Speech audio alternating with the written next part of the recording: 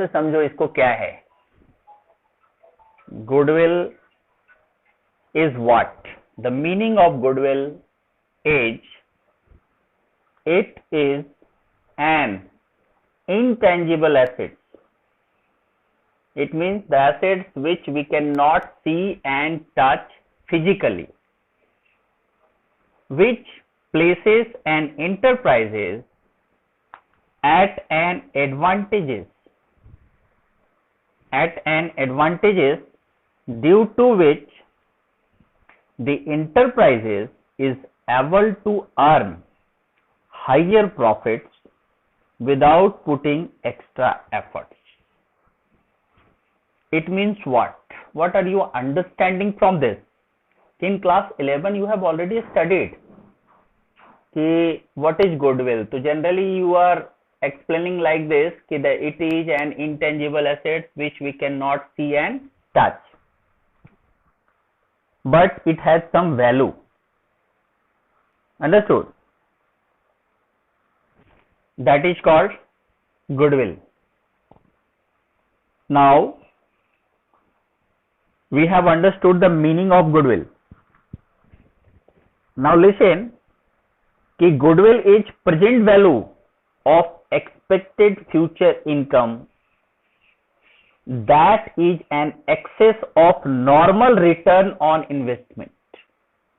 Excess of normal return on investment in tangible assets, or for the excess of price paid for a business as a whole over the book value or over the computed or agreed value of all tangible net assets purchased. It means it is saying that कि how to find out the goodwill. Goodwill कैसे निकाला जाता है? goodwill है क्या? क्या बोल रहा है? It is expected future income है ये, यानी this is an excess of normal return on investment, यानी जो रिटर्न ऑन इन्वेस्टमेंट आएगा उससे एक्सेस ऑन टेंजिबल एसेट्स, और that is the extra price paid over the book value. That is called goodwill. Now coming to features को समझेंगे। पहला features है goodwill का कि it is intangible asset. It means it does not have physically existing and is not a fictitious asset. एक question पूछता है 1 marks का कि is goodwill a fictitious asset? No. Now second features है it helps in earning higher profit. It means company को higher profit earn करने में ये बहुत ज्यादा काम करता है। व्हाट? गुडविल। यानी जिस कंपनी की जितनी अच्छी गुडविल होगी उस कंपनी का उतना हायर प्रॉफिट होगा। थर्ड फीचर्स है कि it is an attractive force. Attractive force means which brings in customer regularly to place of business. यानी अट्रैक्टिव फोर्स कैसे? गुडविल की वजह से ही हर कस्टमर बार बार उसी बिजनेस ऑर्गेनाइजेशन में जाता है गुड्स को परचेज करने के लिए। जैसे आप अगर कोई भी कार खरीदने जाते हो तो ज्यादातर लोग कहां जाते हैं? तो मारुति एंड सुजुकी का कार खरीदना है। भैया क्यों आप बार बार वहां क्यों पहुंच रहे? Because it's goodwill is very good in the market. इसका गुडविल मार्केट में बहुत अच्छा है। उसकी गुडविल की वजह से ही आप बार बार अट्रैक्ट हो जा रहे हो कि नहीं भैया परचेज करना है तो कौन सा करना है? ये करना है। Understood? Now next feature is value of goodwill is subjective. It means कि it depend on the assessment of the valuer. यानी ये डिपेंड किस पे करता है? वैल्यूअर पे। वैल्यूअर कितना वैल्यू लगाता है आपके गुडविल का, that's why it is called value of goodwill is subjective. से वैल्यूअर पे डिपेंड करता है। And one of the more features is that is in the context of partnership it is the value of share of profit sacrificed by the sacrificing partner. So these are the features of goodwill. ध्यान से एक बार फिर से सुनो कि need for valuing goodwill, यानी goodwill किस phase पे आपको निकालना है, किस केस में आपको गुडविल का वैल्यू निकालना होगा. Here are first, in case of change in profit sharing ratio, यानी अगर पार्टनर्स के बीच प्रॉफिट शेयरिंग रेशियो में कोई चेंजेज होता है, यानी पहले मान लो इक्वल था प्रॉफिट शेयरिंग रेशियो, अब पार्टनर्स लोग बोल रहे हैं कि नहीं 2:2:1 रहेगा, तो उस केस में गुडविल का वैल्यूएशन निकालना होगा. दूसरा केस है when new partner is admitted, यानी पहले से मान लो फर्म चल रहा है, ए और बी मिलकर के फर्म चला रहे हैं, वे लोग नया पार्टनर्स को कोई एडमिशन लेना चाहते हैं, यानी नया पार्टनर्स ऐड करना चाहते हैं. तो जब भी नया पार्टनर्स ऐड किया जाएगा उस केस में आपको गुडविल का वैल्यू निकालना होगा. Understood.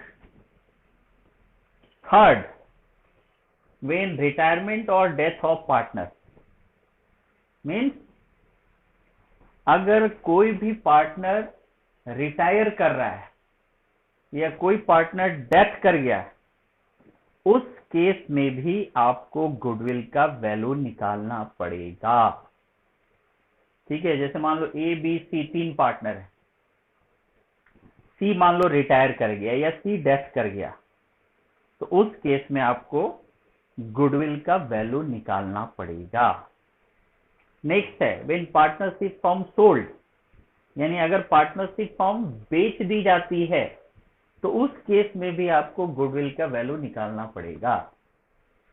Is it clear? And next when partnership firm converted into company, यानी अगर पार्टनरशिप फर्म कंपनी में कन्वर्ट हो जाती है तो भी आपको गुडविल का वैल्यू निकालना पड़ेगा. And then the last, when 2 और मोर फर्म अमलगमेटेड, यानी कोई 2 या 2 से ज्यादा फर्म मिलकर के एक फर्म बन जाते हैं, तो उस केस में भी आपको गुडविल का वैल्यू निकालना पड़ेगा. So these are the cases in which you have to calculate the goodwill. Now देखो यहाँ पे factors affecting the value of goodwill. First factor is efficient management. What is efficient management? It means if the management is experienced, जो कि BSc में हम लोग पढ़े हैं, if the management is experienced, capable and competent, the firm will earn higher profit. यानी अगर management अच्छा है, मैनेजमेंट अच्छे से काम कर रहा है, तो डेफिनेटली फर्म को प्रॉफिट होगी. क्लियर है? And when the firm earn profit, then the value of goodwill will increase. Clear है? अगर मैनेजमेंट एफिशिएंट है उससे प्रॉफिट बढ़ेगी, प्रॉफिट बढ़ेगी तो गुडविल इंक्रीज करेगा. सेकंड है favourable location. Favourable location means if the business is located at an favourable place resulting in increase customer walk-in and therefore increase the sale and the value of goodwill will be higher.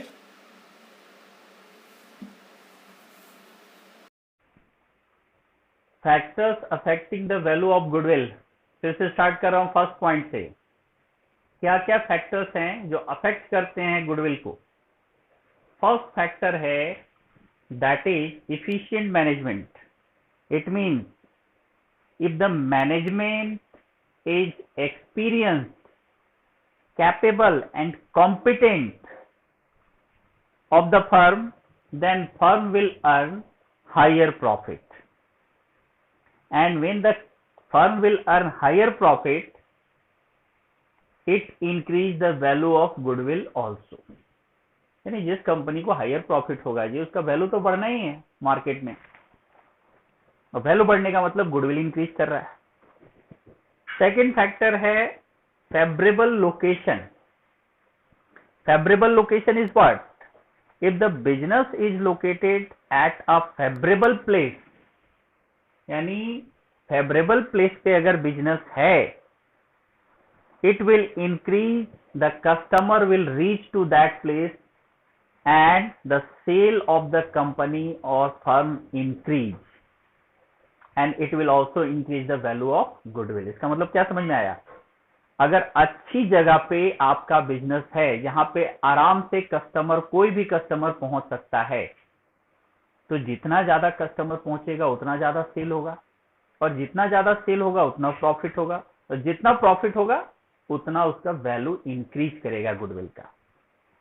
That is called favourable location. Third है quality.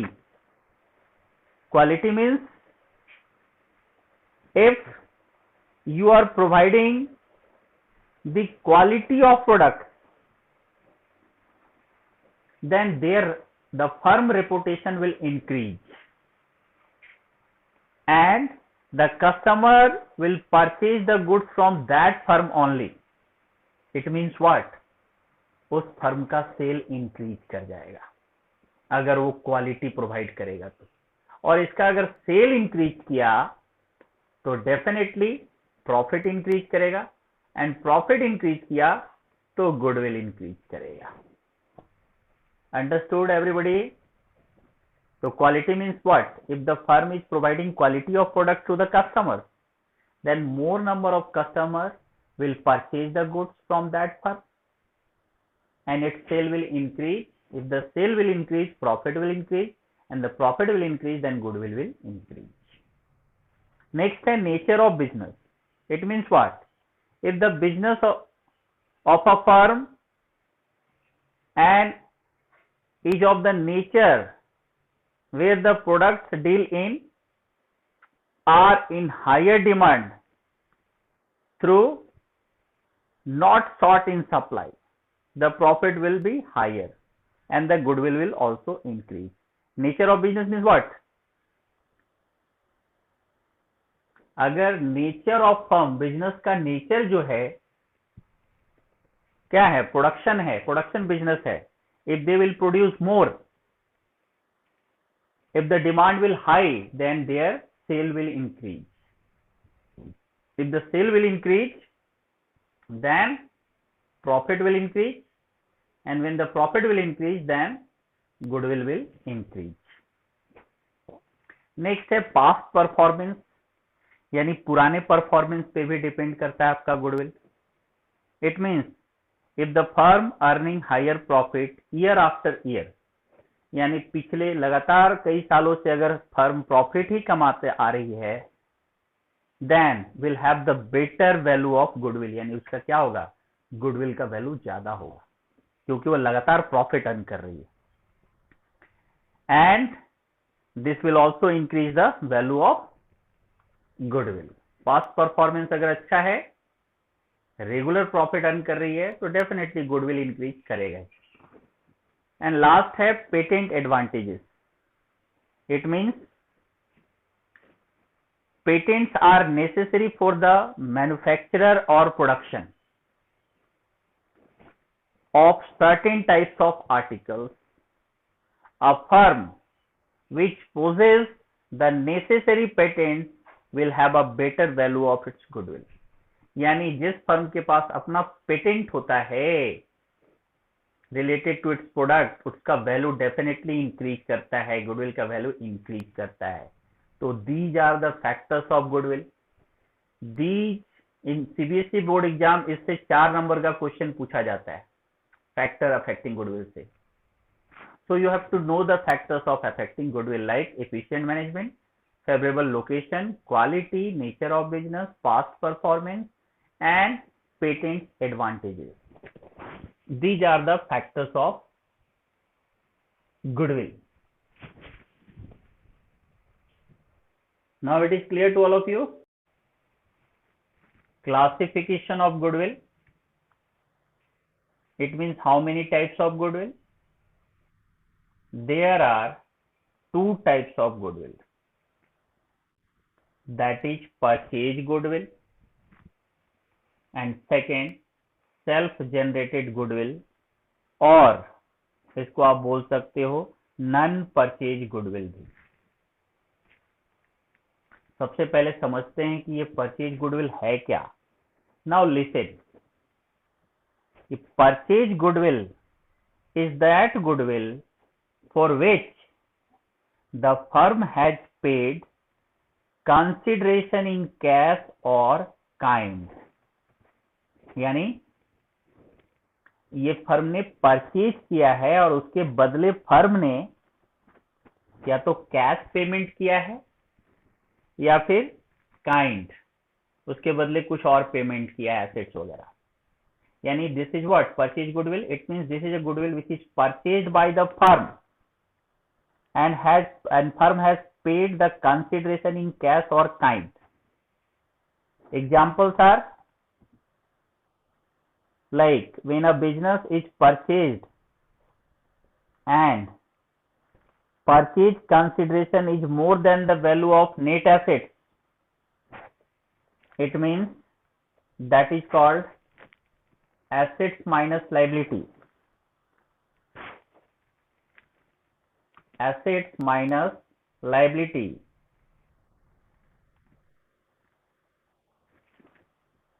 The difference amount is the value of purchase of goodwill. यानी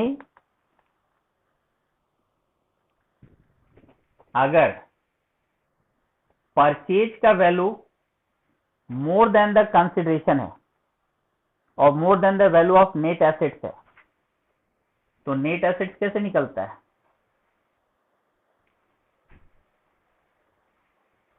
clear? Then the difference is called purchase of goodwill. Clear? The goodwill comes under accounting standard AS, AS for accounting standard 26। ये section भी पूछा जाता है 1 marks का question, ये goodwill comes under which section? तो accounting standard 26।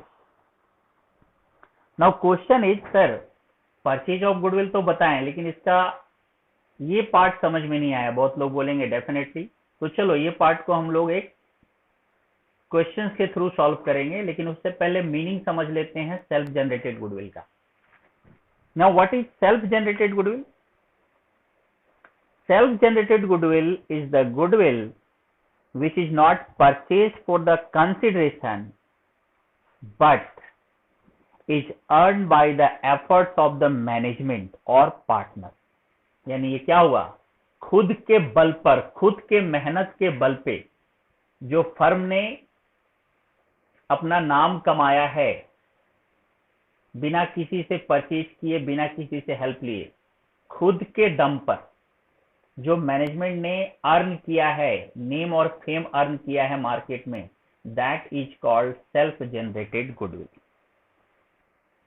And it is N internally generated goodwill which arises from a number of factors like favorable location, efficient management, good quality of product, etc. that a running business possesses due to which it is able to earn higher profit. यानी ये क्या हुआ? ये खुद के दम पर profit कमाना, खुद के दम पर नाम कमाना। ठीक है? जैसे आप अपना खुद के दम पर अगर नाम कमाना चाहते हो कि नहीं मैं फादर के नाम से नहीं जाना जाऊंगा, मेरा अपना नाम हो, तो that is called your self generated goodwill हुआ वो। लेकिन फादर के नाम से आप जाने जाते हो, that is called purchase goodwill हुआ वो। Is it clear? यानी आप परचेज कर रहे हो, किसी दूसरे से ले रहे हो, और सेल्फ जनरेटेड अपने दम पर आपका नाम, आपने कुछ ऐसा किया, आप कुछ ऐसा बन गए जिसकी वजह से आपके नाम से पापा जाने जा रहे हैं, that is called self generated goodwill. Is it clear? और बात आती है कि ट्रीटमेंट किसका किया जाता है। तो following are the features of it, self generated goodwill. It is generally over the years, यानी ये इंटरनली होता है। Its valuation is subjective assessment of the valuer, not value on evidence. Accounting Standard 26 prescribed that self-generated goodwill is not recognized as an asset. It means what? किसका काम करते हैं, किस goodwill का काम होता है, किस गुडविल का ट्रीटमेंट होता है? सेल्फ जनरेटेड गुडविल का ट्रीटमेंट नहीं होता है, नो ट्रीटमेंट।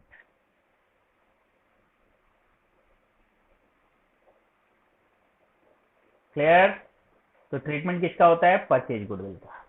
परचेज गुडविल को समझते हैं हम लोग, मीनिंग इसका क्लियर हो गया।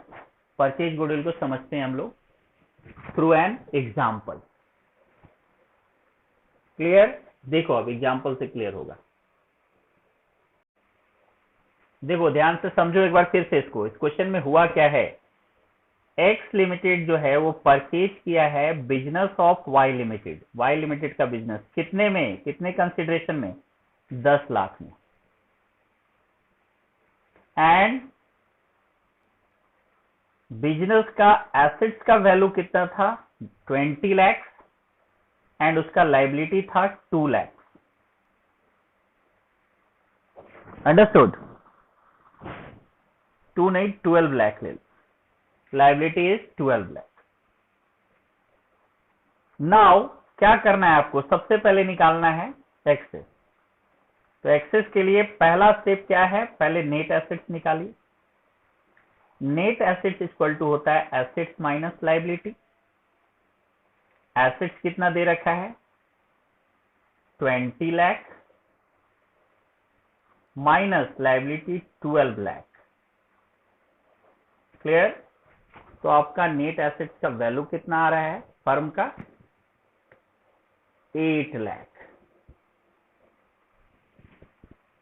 नेट एसेट्स का वैल्यू 8 लाख है, जबकि वो कितना पेमेंट कर रहा है एक्स लिमिटेड? कितने में परचेज किया है? Consideration of 10 lakh. 8 lakh value है, परचेज किया है 10 लाख, यानी कितना एक्सेस पेमेंट किया है? Excess equal to consideration minus net asset. तो कितना पेमेंट किया वो? 10 lakh minus 8 lakh. It means ₹2 lakh is the excess amount. Clear है? And this 2 lakh is called